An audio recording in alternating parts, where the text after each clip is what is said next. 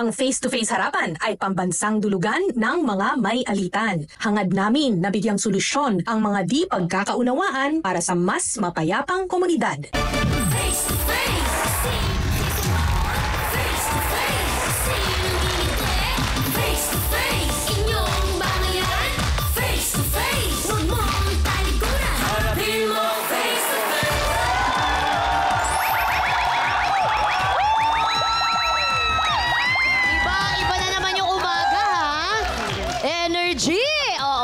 Sabi nga ng kanta, I believe the children are our future. Kaya naman, todo care din tayo pagdating sa kapakanan nila. Solid dyan ang Team Puti.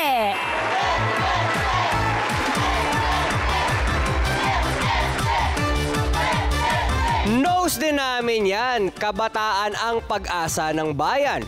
Dito sa Team Pula, sila ang pinakamahalaga. Ito po ang programang hindi pumapayag na mapabayaan ang mga kabataan. Ito ang nag-iisang Face to Face Harapan! Sawa silang nagbibigay ng gabay sa buhay. Tumatayong pangalawang magulang sa ating palatuntunan. Hindi lang sa palatuntunan, pati na rin po sa amin. Please welcome our harapang tagapayo. Karapatan ng bata at tungkulin ng magulang. Ilalatag yan ni Atty. Lorna Capunan.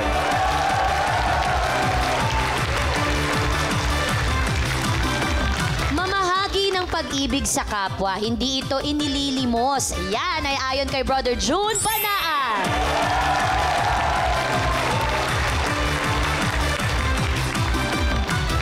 Pag-iisip ay alagaan para kabataan ay maalagaan. Reseta yan ng ating psychologist, Dr. Camille Garcia.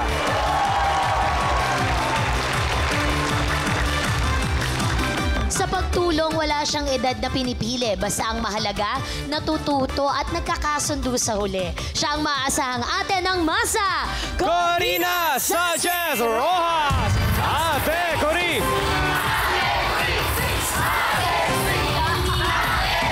Uy, tema tayo!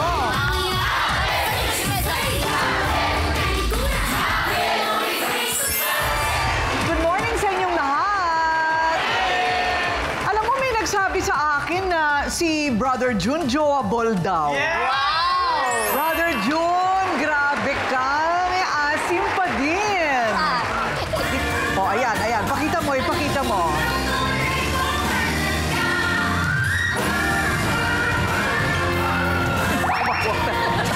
Hindi ko makuha.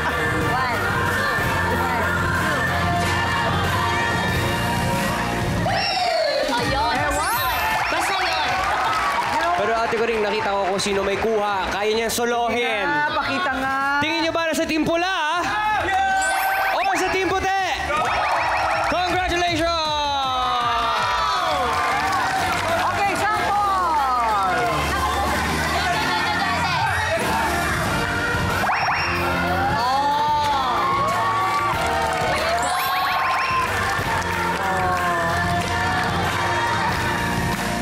Isa siyang trailblazer. Kasi naka-blazer siya. Oo nga.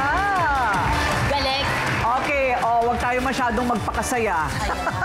Kasi problema na naman itong ating pilit pasasayahin sa dulo, okay? Masakit sa dibdib kapag mga bata ang naiipit sa problematic na sitwasyon. At ito ang kasong, naku, medyo masalimuot po ito, ano? Dahil daw sa kapabayaan ng magulang, 4 sa 6 na batang anak ay namamalimos sa kalye. Kawawa. Yan ang nakakaawa kapag ang mga bata napipilitang manlimos na lamang, di ba? At ang hindi nakatiis sa sinapit ng mga bata, yung si Joanne. At ang kanyang inirereklamo, si Jen, ang hilaw na biyanan ni Joanne at madrasta ng kanyang mister. Naku, naiintindihan ba ninyo? Mamaya, mas maliwanag yan. Makinig na kaya siya sa sigaw ng mga batang kinapos sa kalinga. Mga kapal naman ang mukha mo, parang kala mo may katibayan ka. Eh, samantalang ikaw, nagmamayabang ka niyan, pangatlong asawa ka lang ng tatay ng asawa ko. Si Joanne nahusgahan ng pagkatao, kaya resback niya kay Jen, isa kang pabayang ina. Noong panahon kasi namin, may nakaingay lang sa buhay namin, kaya nagkagulo po kami, kaya kami nakaingay. Si Jenny po talaga hindi marunong mangulit. Kasi umaga pa lang, bata hanggang gabi. Kalinga mula sa ina kaya ay makamtan o tuluyan na silang mapabayaan. Okay, yan ang problema. Joanne and Jen, harapan na!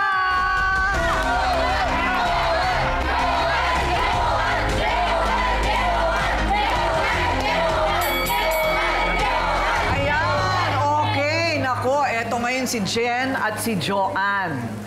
Okay, so kaklaruhin ko lang ha. Lahat ng 6 na anak ay kay Jen. Okay? Tapos yung tatay, namatay. Opo. Yun lang ang kumikita.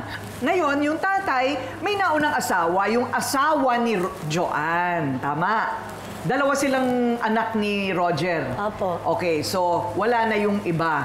Talagang puro mga bata, anak ni Jen ang naiwan na kanyang pinababayaan, sabi mo. Opo. Ano ang pinaka hindi mo matik dito sa nangyayari mula nang mamatay ang iyong tatay-tatayan? Ano po, simula po nung namatay po, pinabayaan niya na. Yung mga bata po namamalimos na sa kalsada. Dati hindi. Dati hindi po inaalagaan niya po. Kasi yung tatay lang po ng asawa ko yung nagtatrabaho. Siya sa loob lang ng bahay. Pinapakain niya, napapaliguan, naatid sundo sa school. Oh, nag-aaral dati? Opo. Oh. Di, hanggang ngayon po nag-aaral naman po. Nag-aaral naman sila. Bakit sila namamalimos? Ano po kasi, yung mama po nila, ewan ko saan pupunta yan. Oh. Ngayon, namamalimos para meron silang sarili nilang pera. Opo. Pero kami po, hindi po namin alam yan mag-asawa. May mga nagsusumbong na lang po ng mga kapitbahay. Na namamalimos. Opo. Paano mo naman nasabi na si Jen ay pabaya na nanay? Kasi kung hindi po siya pabayang nanay, wala po sa kalsada mga anak niya. Sa bagay, totoo naman yun, ano? Oo. So ngayon, sinong kumikita para sa bahay? Sa pangangailangan ng mga bata? Asawa ko po. Tapos yung stepmother naman po, may trabaho po yan. Siya yung pumalit sa tatay po ng asawa ko nung namatay po. Anong ginagawa? Sweeper po.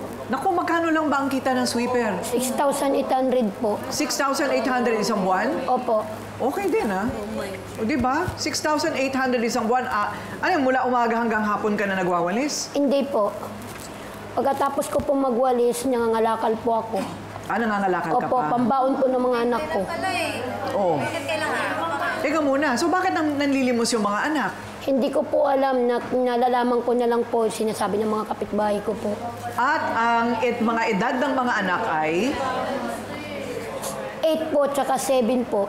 8, 7, 6 yan. Ilan? Opo. Ano pa? Yung panganay ko po 17, yung pangalawa ko po 15, yung pangatlo ko po 13, yung pang-apat ko po 11, yung pang-lima ko po 8. 8, 7. Opo.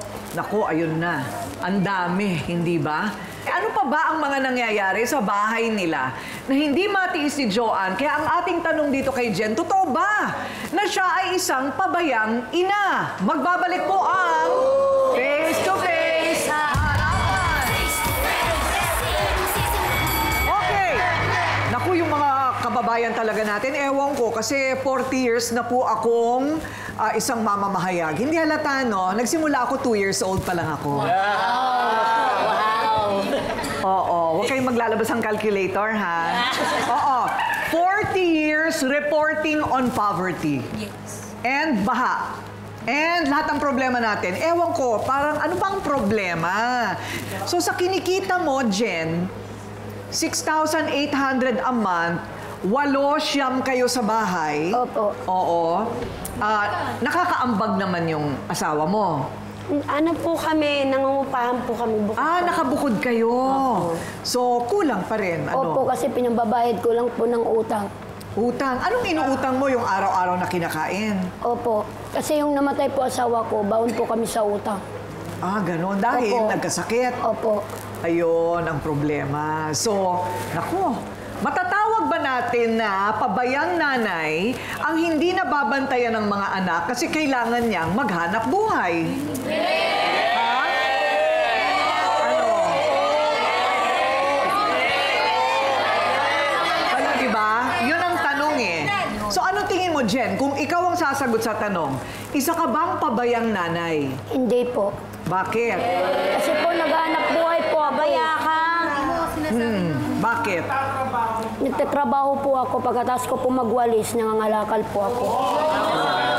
Hindi naman.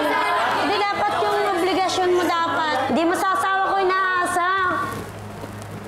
Ah, inaasa niya sa asawa mo. May 4-piece ka na ba? Opo, 3 po yung pasok sa akin po. 3 yung pasok. Opo. Tapos, teka muna, pagkatapos, may single parent ka? Merong iba pa yon. Wala po. O yan ang pwede natin itulong para itawid sa barangay, single parent. Pero, ang dami na niyang ginagawa. Wala ka bang kabag-anak na pwedeng mag-alaga ng mga anak mo? Matanda na po yung mama ko eh. Ha? Matanda na po, alagain din po. So, nandun din sa bahay mo? Hindi po, bukod din po. Okay, so wala nang iba? Wala kang kapatid, pinsan? Mga kapatid ko po, hindi ko po matakbuhan. Sila lang po ang natatakbuhan ko. Ayun, kasi kayo ang tumutulong. Ay, ano ba mga utang niya? Tingnan nga natin sa ating high-tech na gadget dito. Ayun. naiikot ang pa. yabang talaga ni Ryle. Ayan, pinagmamalaki talaga niya. O, ayan. Ano bang nakasulat dyan, Ryle? O, listahan ng pinagkakautangan. Yan, may ano po, sibuyas, ay sorry. Hindi yun. 12,000 po sa isang sweeper. Oh, Tapos may may balanse pa na 7,000. 7,000 pa po siya doon. Tapos may eto, bayad na rin po siya dito kay Eden. Oo. Ayun, so frozen foods tsaka bigas po yung 7,000, nabayaran na po yun. Sa isang katrabaho, meron siyang 3,000. Sa isa, may katrabaho pa po siya, 5,000 pero bayad na po. Okay, so... May next pa po siya. Ah, may next pa? May 2 pages. Ryle, Oo, pwede mo sige, daw oo. lakihan. Yan. Ayun. Okay. Okay. Before daw po to, araw-araw na pagkain, 12,400 pesos 30 days. Baon sa school, 5 anak, 20 days, 5,800. Kuryente, 1,2, tas tubig, 1,5. So, total po daw nila dati, 20,500 pesos kada buwan. Expenses, yan yung gastos. Hindi umaabot. Pero kung magsasama-sama kayo, baka mapaabot natin, hindi ba? Tapos, yung mga anak mo, 17, nakatapos ba yung 17? Hindi po. Hindi rin. Okay. Kung nakakatulong yung mga bata, parang, ano pa ba ang pwede, hindi ba? Pero tama yung sinasabi din ni Joanne, ano, na magkakatulong-tulong kayo kahit pansamantala kung sama-sama kayo.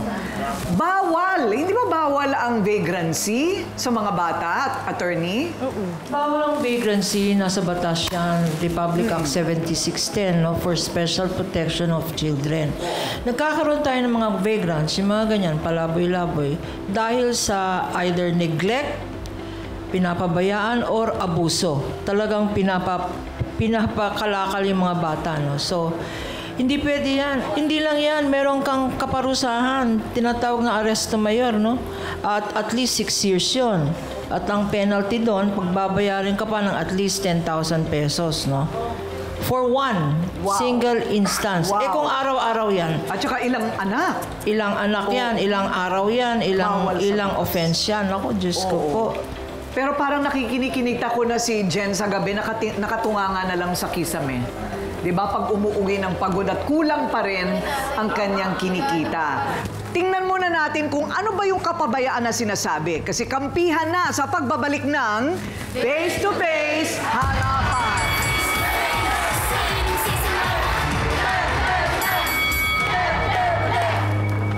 Nako, ewan ko mo lang ha, pero hindi na raw siya mananahimik.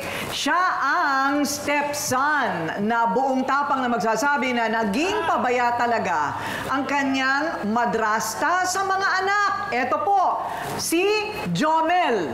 Humarap ka na. Itong si Jomel ang asawa mo. Okay. Kala ko Roger. Papa niya po. Ah, yun yung tatay. Oo. Jomel, dalawa kayong magkapatid, no? Nasaan na yung kapatid mo? Sa Payatas po. Payatas. So, hindi makatulong.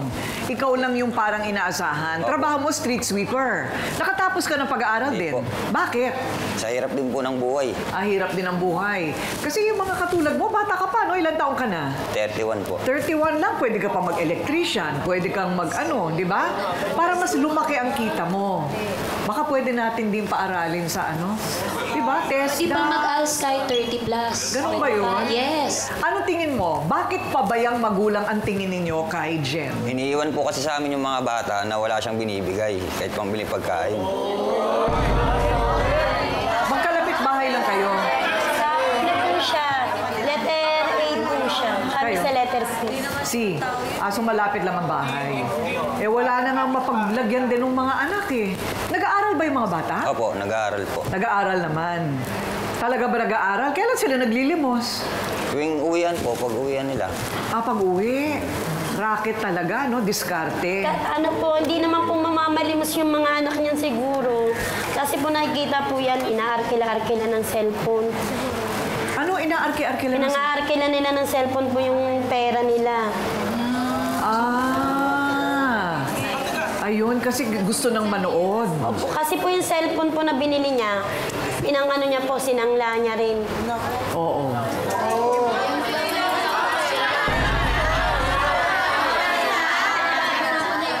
Gaano katagal na sa inyo yung mga bata? Simula pong namatay yung tatay ko. Kailan siya namatay? 1 month na po may. 1 month na nasa inyo. Paano nyo nalaman na nanlilimos? May nakakita? Kayo mismo nakakita? Mga kapitbahay din po namin nagsasabi. Pero kayo mismo nakita nyo na Opo, isang sila? beses po. Ano, may mga kasama ba sila o solo-solo silang... Dalawa po sila magkapatid. Magkasama sila nanlilimos? Wala nag-introduce sa kanila sa paglilimos? Alam mo, itong bayan talaga natin, ang daming batas. Pero hindi naman napapatupad. Di ba, no? Ang daming batas, pero di naman Ikaw, kung ikaw ang tatanungin, ano ang solusyon? Okay ba sa'yo na doon kayo tumira sa pangalawang Opo, para palapag? po mabantayan ko rin yung mga kapatid ko. Tsaka para po matulungan ko rin siya. Kasi po, sa sahod po niya, wala pong natitira po talaga eh. Kasi malaki pa ang utang niya. Kaya tapos nakapos po talaga siya. Parang kapatid, half brothers and Apo, sisters kapatid ko kasi po nga sa yung mga tatay. yun. O eto naman, responsableng ina lamang daw si Jen na nadamay sa iniwang problema ng yumaong asawa. Siguro problematic din talaga, no? Yung tatay mo, no? Yan ang patutunayan ng kanyang manliligaw, ba?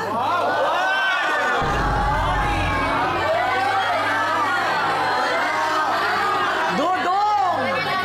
Mapapanagutan mo ba? Humarap ka na!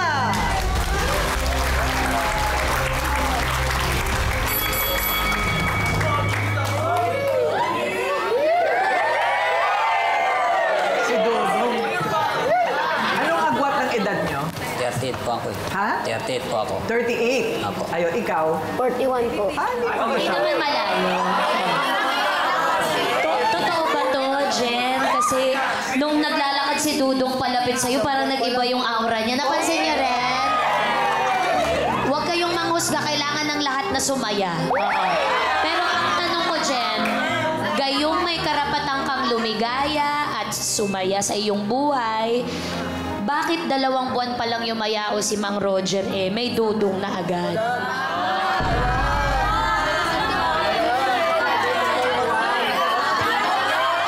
Siya po yung may-ari ng bike na ginagamit ko pangalakal po. Tanungin natin si Dudong. Dudong, alam mo naman na 6 ang anak.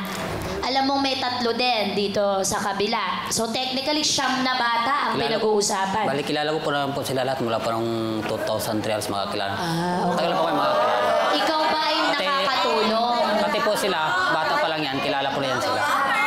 Oo, nandun tayo. Kilala mo sila. Alam mo ang sitwasyon, nakakatulong ka para gumaan-gaan ang buhay dahil may siyam na bata. Kasi yung sinanglan nila sa akin ng bike, pinaperam ko sa kanya. Kahit di naman siya na-boundary, okay lang naman sa akin. Para Okay. Basta't hindi ka umaasa pa sa kanya. Hindi po. Oh, yun naman pala eh. Oh, at least meron siya katuwang. Huwag na muna kayo magdagdag hanggang hindi kayo stable. I mean, kung makatuluyan man kayo, ha? Oo, di ba? Ang dami nyo na pakakainin. Ayusin muna natin yung problema mo. O eto, hindi lang pamilya ang may paki, kundi maging ang mga sausawero at sausawera na kanina pa maraming sinasabi. May boses at malasakit para sa mga bata. Tutok lang dito sa Face to Face.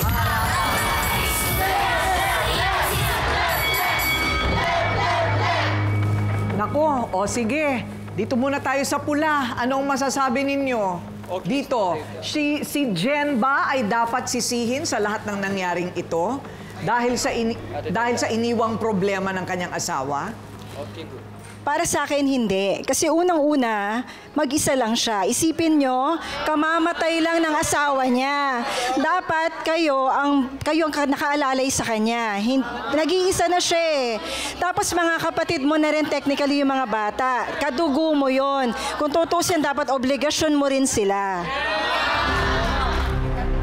Ang dapat kasi, hindi ka na mag-jowa-jowa. Dapat ang unahin mo, mga anak mo, te.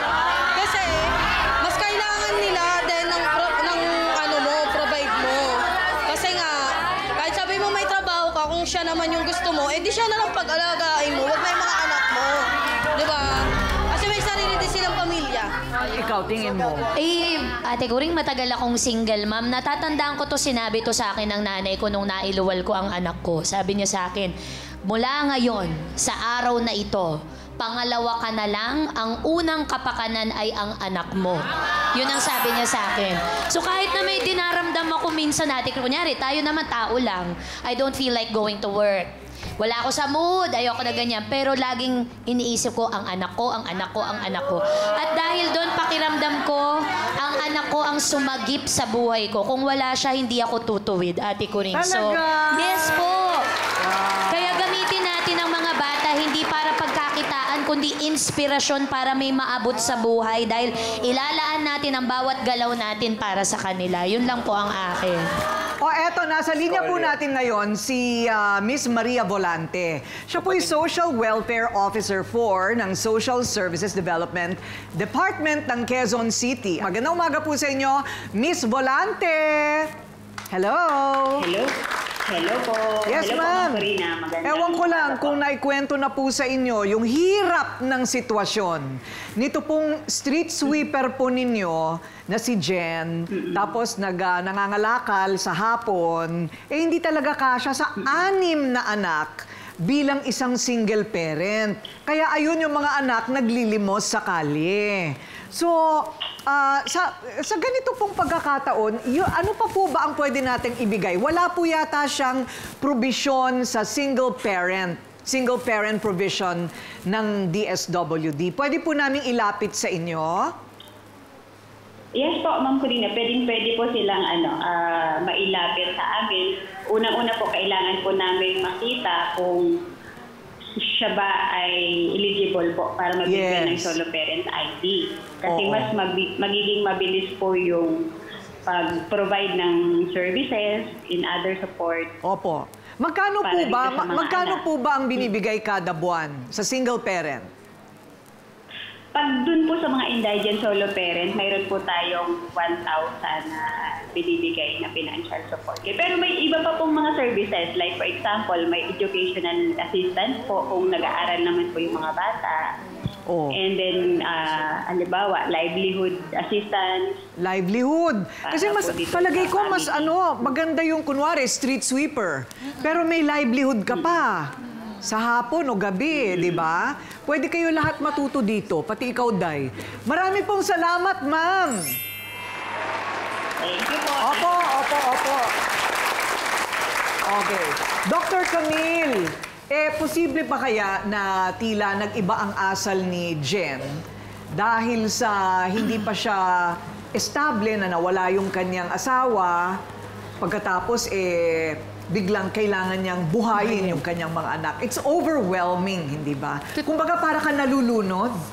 Totoo yun, Ate Kuring. Meron kasing mga tao, yung tinatawag nating fear of solitude, yung bang takot na mag-isa.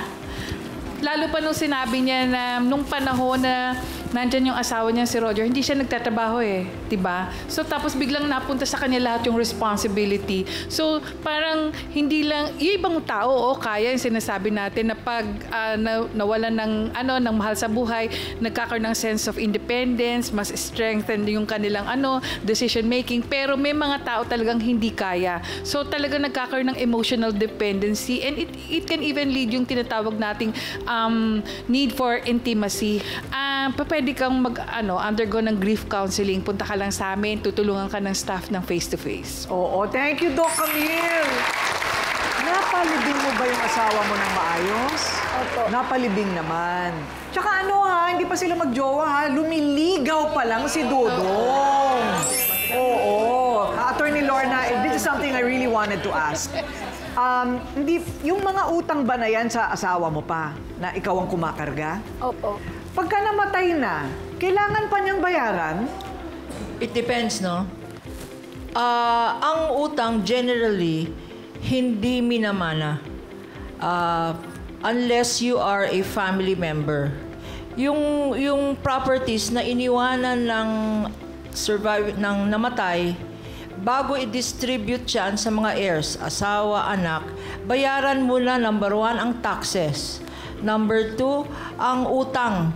Number 3, mga employees. In other words, bago mag-distribute ng property sa mga magmamana dapat, minus na yung expenses, debt. Pag family member. Pero family member siya, asawa niya. Yes, that's why she is liable. Kasi estate yan ng asawa niya.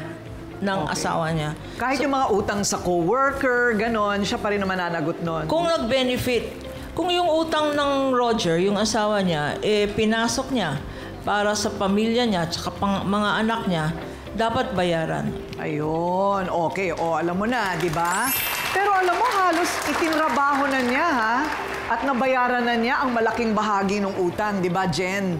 Magkano na lang ang total ng utang mo? Yung rights na isinangla ng 20,000 at ano pa? Magkwentahan nga tayo dyan kung magkano pa ang natitirang utang ni Jen. Okay. Okay, Dr. La, paano muling makakabangon ang isang magulang na sobrang, parang siyang nilibing ng buhay? Ganun ang pakiramdam ko sa kanya. Ako yung parang hindi makahinga. Pero kita mo naman, nakatulala na lang. Oo. Diba? Parang robot na lang itong si Jen. Kung hindi pa dumating si Dudong sa buhay niya, hindi pa niya mararamdamang tumitibok pa ang kanyang puso. May pag-asa pa. May pag-asa pa. Iyan ang nakalulungkot, Ate Kuring. Talagang kanina ko pa pinag-aaralan. Isa lamang po ito sa mga may hirap na kapamilya natin sa laylayan ng ating lipunan. Parang napakahirap bigyan ng solusyon ang isang problemang katulad nito. Jen, katatapos ng pumanaw yung asawa mo, may pagtingin ka ba kay Dudong? Wala po. So, clearly, this is a matter of convenience, malasakit compassion. So, walang love. So, alisin na natin yung love. Baka magkaibigan lang sila, no? But then, nandun pa rin ang problema ng kahirapan na dapat may address ng ating pamahalaan. At ito nakalulungkot kasi saan na naman tatakbo ito? Ang lesson lang na nakukuha ko dito, planuhin natin ang ating pamilya. Planuhin ang pag-aanak. Hindi po pwedeng lahat na lamang ng pagkakataon, taon-taon manganganak tayo dahil masarap. May responsibilidad na kasama. At dito natin makikita yung bigat ng responsibilidad pag wala na yung kapartner natin. No? Paano mga bata? Mga bata gumagawa ng sariling diskarte. Meron silang cellphone, pinapaupahan dahil hindi ma-provide ng magulang yung pangangailangan ng mga bata. At ang solution, Ate Kuring, siguro ang pamahalaan natin dapat kumilos talaga para matulungan ang mga mahirap na katulad nito. Maraming salamat, Dr. Love. So ngayon, Pipiliin pa ba ni Jen na bumawi o kusa na lang na magpaparaya para sa kinabukasan ng kanyang mga anak? Kahit kapalit nito, ang tawagin siyang pabayang ina. Magbabalik ang face-to-face hanapan. Ayan, nako, grabe. Yung ganitong klaseng problema Tuesday. Wala ka namang choice, di ba? Kung hindi, tulungan na rin sila eh. Kasi sobrang parang nakabaon na, hindi naman nila inasahan na mamamatay yung tatay. Nag-iwan ng utang, minana ang utang, 6 anak. Kasi kung sa una pa lang, pinlano na yung buhay, hindi magkakaganyan. Eh, hindi na plano. Marami sa atin, kaya nga dapat kasama sa curriculum yan, ang family life. Kahit sa public school. But anyway, lugmok na, nandito kayo, hindi kami makatiis. So, una, kayo naman ay payag na magsama sa isang bubong para makapagtulungan, hindi para mag-away, ha? Baka magbungangaan kayo at mag-away kayo, hindi pwede. So, ang gagawin natin, babayaran na lang natin yung rights na 20,000. Ate Coring! Wait lang. First time po ito sa buong sampa ko dito sa face-to-face. Dati tagti-3, 5, 20K, Ate Coring. Dahil nagbigay na tayo ng 50K dito. Ang toroy mo, Ate Coring! So, yung 20,000 na babayaran yan, eh, igigibs ko din yun hanggang katapusan ng Agosto. Apo. Para makapagplano kayo, makapag-ipon, hindi ba masabi sa mga bata, yung mga bata mabantayan na, yung mga bata sisiguraduhin natin na makapag-aral. At itong si Jomel, dahil makikitira ka para makaambag ka rin, yung ambag pinag-uusapan yan, ha? Kailangan meron kayong kasunduan na kung kayo titira doon, meron kayong ambag kada buwan. Hindi pwedeng kung ano-ano lang ang hihingin mo ng hihingin. Kailangan yun, kung anong pinag-usapan, yun lang. Kung bukal sa inyong kalooban, yun ang ibibigay mo. Magkasulatan kayo o mag-cellphone kayo ng inyong kasunduan. O, so, TESDA. Ipagtetest na natin si Jomel. Para magkaroon ng certificate ng pagiging electrician. Okay? Tapos maglalagay tayo ng paskel, electrician, tapos cellphone number mo para mas lumaki ang kita. O ito namang si Jen, ilalapit din natin for single parent provision, malaki din 1,000 isang buwan, kuryente nyo na rin yon dyan sa barangay. Okay? Tapos, maghihintay tayo ng kahit 2 murang cellphone mula kay Ryle at kay Tuesday. Sagot na namin yan. Promise, sagot na namin ni Ryle yan. Ay, Ate Coring, tama-tama. Magla-live ako at cellphone po ang produkto. Yes! Hindi, totoo meron po talaga. Sabihin, bumili kayo sa kanya. Ninegosyo pa rin. Ibigay. Para sa mga bata, para isa sa'yo, isa sa mga bata. Okay. At kalahati ng kabuuang utang niya ng 17, sagot na rin natin. Salamat po. Kalahati. Okay? Okay. So magbati na kayo, hindi naman siguro siya pabaya. Lugmok lang sa problema. Sige na, tumayo na kayo dyan. At magyakapan na kayo. Yan. Okay ba? Okay naman sa inyo. Ngayon, Dudong, ako wala akong magagawa sa problema mo kung ayaw niya sa'yo. Ha? Alam mo, magandang lalaki to. Kamukha ni Jericho Rosales, oh. Magandang lalaki. Bibigyan kita ng pustiso. Baka hindi na makahinga sa'yo. Ito yung parati natin sinasabi, the children, ang mga bata, walang malay o kasalanan o laban sa pagluluwal natin sa kanila sa mundong ibabaw. Sa pagkakataong ito, ang pinag-uusapan natin 9 na mga batang walang kamalay-malay. Di ba? May mga mag-asawa o nagsasama nga na ang desisyon ay huwag nang dagdagan ang pahirap sa mundo at buhay at hindi na mag-anak. Yan ang kanilang desisyon. Ang anak ay panibagong pagkakataon na mabago para sa ikabubuti ang buhay pamilya natin. Mabago ang landas ng kanilang sariling buhay na hindi tulad ng buhay natin. At pagkakataong mabago para sa ikauunlad ng ating bayan o ng mundo. mag-iisip tayong mabuti sa mga pag-aanak. Pwede po bang mag-family planning tayo, please? Pwedeng, kung di gaano kalakihan ng kinikita, ay 1 o 2 na lang ang anak. Planuhin natin ang buhay natin. Dahil kung may plano at susundin ito, hindi lang tayo ang makikinabang sa ginhawa, kundi ang mga susunod pa nating henerasyon. Okay? Ako po ang inyong Ate Coring, nagsasabing may kang harapin ang mga issue dahil walang hindi nadadaan sa pag-uusap, basta dapat may mukha kang ihaharap dito sa Face to Face Harapan! Tito Vic and Joey, susunod na sa Eat Bulaga. Ayan! Dito tayo.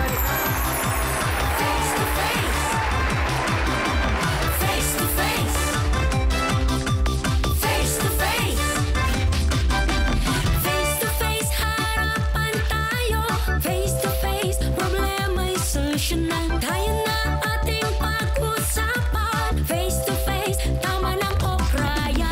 Sabuting tama o mali. Galit, bati. Bawat panig ating pakinggan. Ang mga gusot ay may kasagutan. Face it, face up. Diba sa Kusahan naglalagay daw ng bulok na gulay sa paninda. Nilalagyan niya po ng bulok yung ibabaw ng paninda. Katabi po kami, napapagkamalan niya lang po na ako. Nasabi niya, lagi akong mabaho sa mga customer. Baka pwedeng lipat na lang, iwas gulo na lang kaysa nagkakaganito kayo. Talaga po kasi sa mga ugali niya. Hindi mo ako kilala.